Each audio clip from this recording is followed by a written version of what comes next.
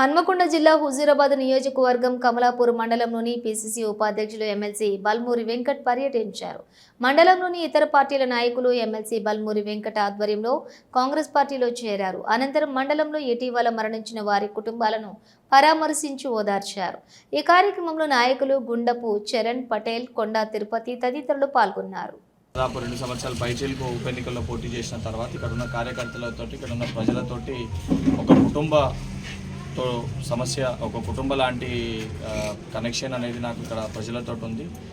So అక్కడ ప్రజలు వచ్చినప్పుడు మొన్నటి వరకు అయితే చనిపోయిన కొంతమంది పరామర్శలు, దాంతోపాటు దుర్గమ్మ వారిని దర్శించుకొని జమ్మికుంట, అదేవిధంగా కమలాపూర్లో మా మండల పార్టీ అధ్యక్షుడు, అదేవిధంగా ఇక్కడ ఉన్న మా సర్పంచ్లు, కాంగ్రెస్ పార్టీ నాయకుల ఆధ్వర్యంలో కొంతమంది యువకులు కాంగ్రెస్ పార్టీలో చేరనీకి సుముఖంగా ఉన్నారు. వాళ్ళు మీ ద్వారా పార్టీలో చేరుతారని చెప్తే కమలాపూర్ మండల హెడ్ క్వార్టర్లో మా కార్యకర్త రాజేష్ గారి నివాసంలో వారిని పార్టీలో చేర్చుకోవడం జరిగింది.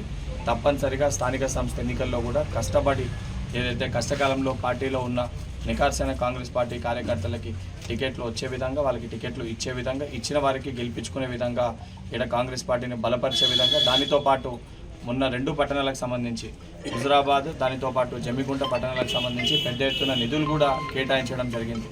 ఇక్కడ స్థానికంగా మా శాసనసభ్యుడు లేనప్పటికీ కూడా కాంగ్రెస్ ప్రభుత్వం, ప్రజాప్రభుత్వం తెలంగాణలో అధికారంలో ఉంది. ఇక్కడ ప్రజల సమస్యల్ని తీర్చాల్సిన బాధ్యత, వారి యొక్క సమస్యల్ని పరిష్కరించాల్సిన బాధ్యత ప్రభుత్వం పైన ఉన్న నేపథ్యంలో నిధులు కూడా కేటాయించడం జరిగింది. కానీ దురదృష్టవశాత్తు స్థానికంగా ఉన్న శాసనసభ్యుడు నిధులు కేటాయిస్తే ముఖ్యమంత్రి గారికి, అదేవిధంగా ప్రభుత్వానికి కృతజ్ఞతలు తెలియజేయాల్సింది పోయి, నేను కొట్లాడితే నిధులు వచ్చినాయని చెప్పి మాట్లాడడం చాలా విడ్డూరంగా ఉంది. పాడి కౌశిక్ రెడ్డి ఇప్పటికన్నా మోచేతు నీళ్ళు తాగుడు ఆపేసి ఆ కల్వకుంట్ల కుటుంబాన్ని తారక రామారావు వెంట తిరుగుడు బంద్ చేసి, నియోజకవర్గ ప్రజలు నేను ఓట్లేసి గెలిపించారు.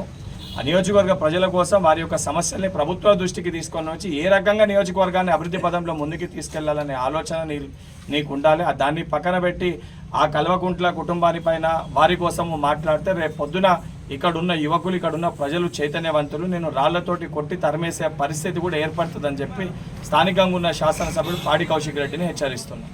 స్థానికంగా ఉన్న నాయకులు కాదు, ఎవరన్నా కూడా నిఖార్సైన పార్టీ కోసం కష్టపడ్డోళ్ళకి పార్టీ అధిష్టానము, పిసిసి అధ్యక్షులు, అదేవిధంగా డిసిసి అధ్యక్షులు అందరూ కలిసి సమన్వయంతో ఎవరైతే ప్రజల్లో బలంగా ఉన్నారో, ప్రజల్లో గెలవగలుగుతారు, కష్టకాలంలో పార్టీని జెండాని మోసిర్రో వాళ్ళకి టికెట్లు అనేది కేటాయించడం జరుగుతుంది.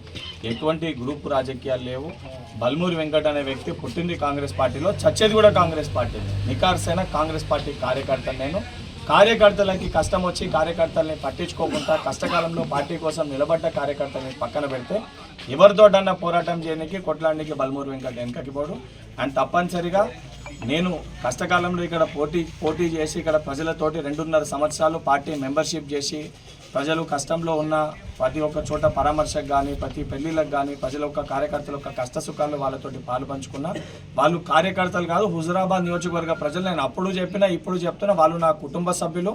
నా కుటుంబ సభ్యులకి కష్టం వచ్చిందనంటే కుటుంబ పెద్దగా బల్మూరి వెంకట్ అనే వ్యక్తి తప్పనిసరిగా వచ్చి నిల్చుంటాడు. మళ్ళీ చెప్తున్నా, కష్టకాలంలో పార్టీ కోసం నిలబడ్డ నిఖార్సైన కాంగ్రెస్ పార్టీ కార్యకర్తలకి టికెట్లు ఏదైతే పార్టీతోటి ఇప్పించే విధంగా బల్మూరి వెంకట్ ప్రయత్నం చేస్తాడు. తప్పనిసరిగా ఇప్పించి తీరుతాడు. ఇప్పించినాక వాళ్ళని గెలిపించుకొని కూడా బల్మూరి వెంకట్ ఇక్కడ ఉన్న స్థానిక కూడా మా నాయకులను అందరినీ కలుపుకొని ముందుకు వెళ్ళని వాళ్ళని గెలిపించడంలో కూడా క్రియాశీలక పాత్ర పోషిస్తాం.